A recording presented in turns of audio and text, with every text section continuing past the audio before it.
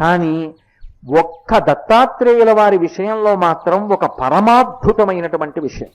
నిజంగా దత్తాత్రేయుల వారి చరిత్రలో వారు చెప్పినటువంటి ఆ ఉపాఖ్యానం కానీ ఎవరైనా మనసులో గట్టిగా పట్టుకోగలిగితే వారి జీవితం ఉత్తర క్షణం మలుపు తిరిగిపోతుంది.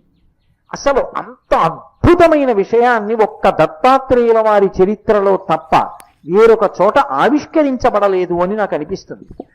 ఒకప్పుడు వారు అవధూత సంప్రదాయంలో నేల మీద దిగంబరుడై పడున్నారు. ఆయన ఒక అరణ్యంలో నేల మీద పడుకునున్నారు. అంటే దత్తాత్రేయుల వారిగా ఏదో 3 ముఖాలతోటి 6 చేతులతోటి అలాగని కాదు. ఎందుకంటే అది తత్తతః రూపం ఉన్నప్పుడు మాలాం, కుండీం, అలాగే ఆ ధమరుంచ, శూలం, శంఖం, సుదర్శనం, దధానం భక్తవరదం దత్తాత్రేయం నమామ్యహం అంటారు. ఈ